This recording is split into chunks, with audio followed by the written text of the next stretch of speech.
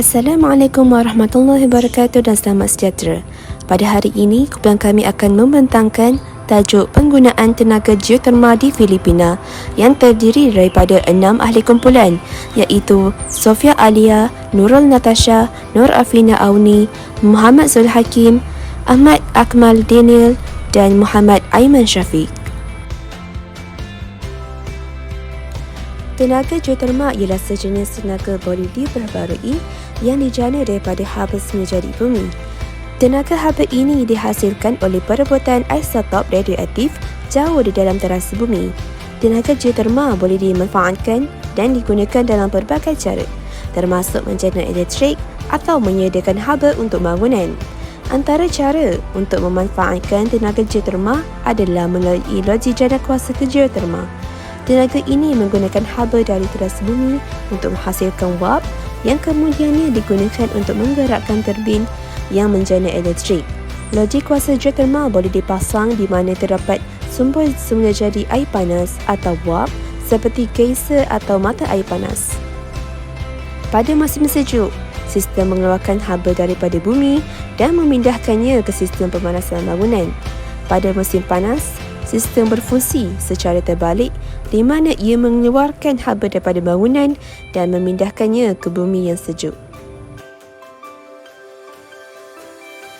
Antara isu yang berbangkit pada tahun 2008, Akta Tenaga Boleh Diperbarui meluluskan kapasiti geoterma terpasang telah merosot pada 1972 MW kepada 1917 MW dengan penyahtolehan loji dan pembangunan kapasiti kecil. Ia terhenti dengan halangan kawal selia dan keadaan pasaran elektrik semasa.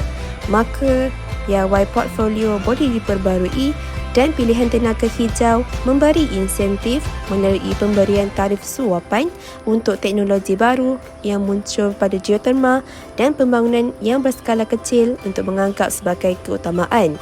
Kesannya, ia dapat memenuhi pelan hala tuju kerajaan. Raja 1 menunjukkan krisis minyak pada awal tahun 1970-an yang menyebabkan pembangunan geoterma di Filipina. Daripada loji 2.5 kW pada tahun 1967, Filipina menjadi pengeluar tenaga geoterma kedua terbesar di dunia. Antara objektif kajian ialah untuk mengkaji masalah yang dihadapi terhadap penggunaan tenaga yang boleh diperbarui dan untuk memerhati hubungan antara tenaga yang boleh diperbarui dan tenaga yang tidak boleh diperbarui di dalam pasaran.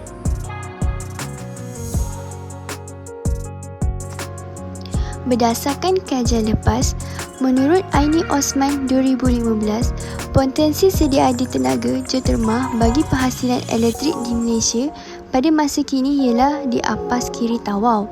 Yang kedua, Bahasa 2009, tenaga geoterma adalah lebih fleksibel daripada sumber tenaga boleh diperbarui seperti solar dan angin yang mungkin dipengaruhi oleh perubahan keadaan cuaca.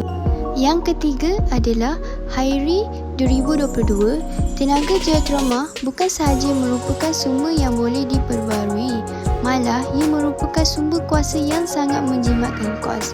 Yang terakhir, Lut 2009, tenaga geoterma adalah mersa alam berbanding dengan tenaga lain, terutamanya dalam aspek pelepasan udara. Apakah kekurangan tenaga geoterma? Yang pertama adalah lokasi terhad. Loji geoterma perlu dibina di tempat yang boleh diakses oleh tenaga. Ada sesetengah kawasan yang tidak boleh dieksploitasi oleh sumber ini.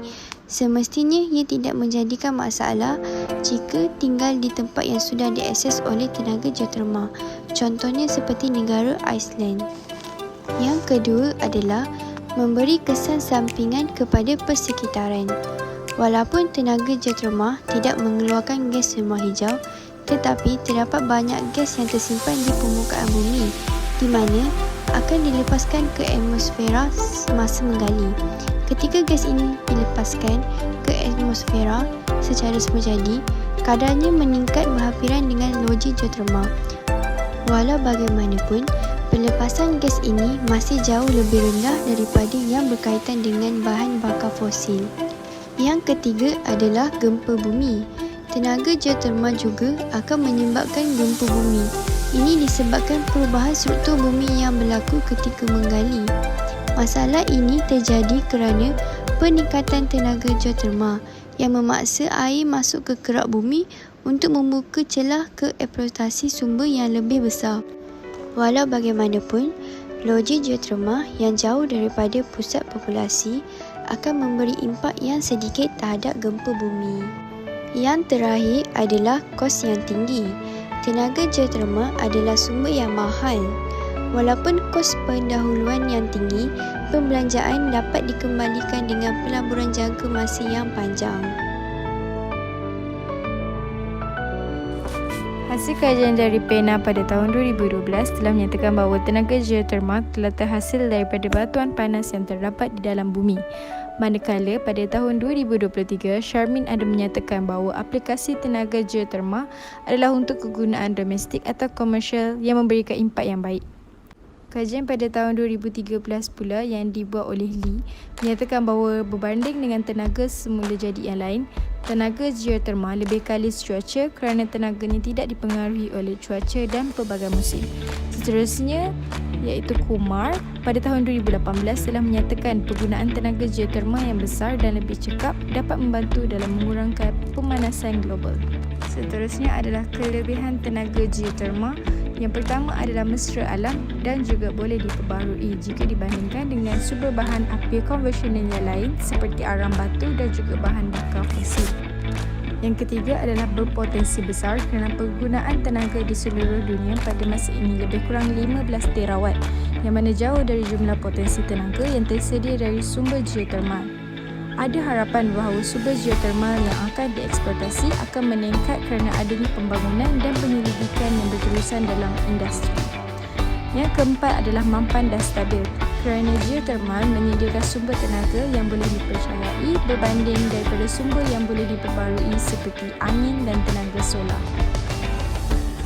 Selain itu adalah untuk proses pemanasan dan penyejukan, yang mana keberkesanan menggunakan geotermal dalam penggunaan elektrik memerlukan suhu air yang melebihi 150 darjah Celsius untuk turbin bergerak.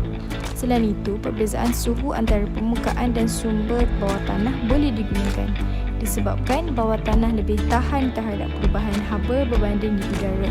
Maka ia akan menyebabkan haba tenggelam atau sumber dengan pump haba geotermal hanya 2 meter dari permukaan. Dan yang terakhir adalah tidak memerlukan minyak. Disebabkan tenaga geotermal ini adalah semula jadi, maka minyak tidak diperlukan seperti bahan bakar fosil yang merupakan sumber terhad yang memerlukan perlombongan ataupun pengekstrakan dari bumi.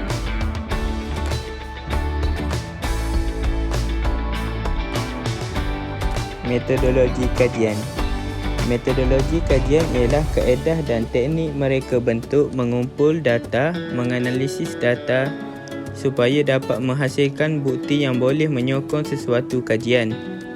Bagi metodologi kajian yang kami jalankan, kami menggunakan 3 sumber utama iaitu rujukan perpustakaan, rujukan internet dan laman usahawan dan laporan agensi rasmi. Rujukan perpustakaan seperti jurnal dan surat khabar digunakan dalam kajian ini untuk mendapatkan maklumat tambahan yang terlibat dalam kajian tersebut seperti definisi tenaga geotermal dan maklumat mengenai penggunaan tenaga geotermal di negara. Yang kedua, melalui rujukan internet dan laman sesawang. Seperti rujukan internet daripada web rasmi digunakan bagi mendapatkan maklumat yang lebih jelas mengenai kajian yang dijalankan. Dan juga laporan oleh yang ketiga ialah laporan oleh agensi rasmi. Maklumat data mengenai jumlah penjanaan tenaga geotermal dari tahun 2012 hingga tahun 2022 di Malaysia adalah diperoleh daripada laporan tahunan oleh pihak berkuasa pembangunan tenaga lestari.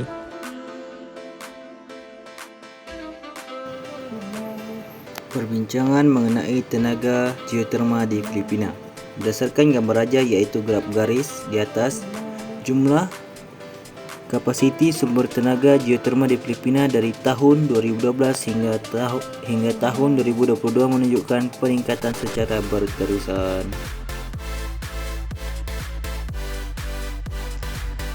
Berikut merupakan kawasan penjanaan tenaga geoterma di Filipina.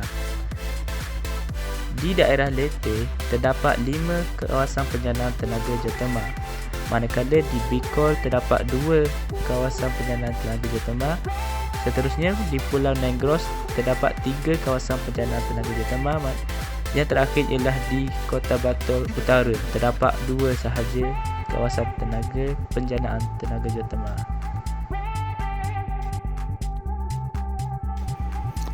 Halangan penggunaan tenaga geoterma di Filipina. Yang pertama iaitu peraturan kerajaan dalam penerokaan dan pembangunan geoterma. Yang kedua, risiko penerokan dan pembangunan, dan yang terakhir iaitu kaedah pasaran di mana harga minyak dan harga arang batu yang rendah menjejaskan keuntungan membangunkan konsesi pembinaan tenaga geoterma di Filipina.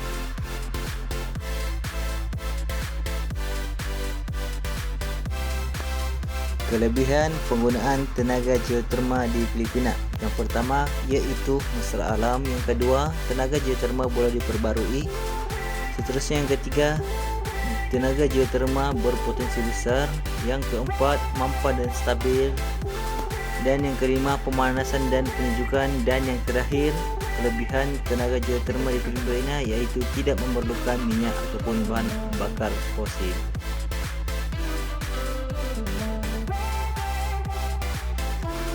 Seterusnya ialah kekurangan tenaga geoterma. Yang pertama ialah lokasi yang terhad. Lokasi yang terhad ialah loji geoterma perlu dibina di tempat yang boleh diakses oleh tenaga.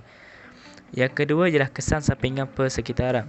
Walaupun tenaga geoterma tidak mengeluarkan gas rumah hijau, tetapi terdapat banyak gas yang tersimpan di permukaan bumi yang akan dilepaskan ke atmosfera semasa proses menggali.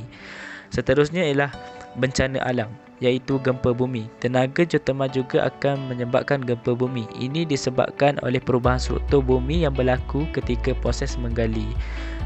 Yang terakhir ialah kos yang tinggi. Tenaga geoterma adalah sumber yang mahal dengan harga dari 2 hingga 7 juta dolar USD untuk kapasiti 1 megawatt loji.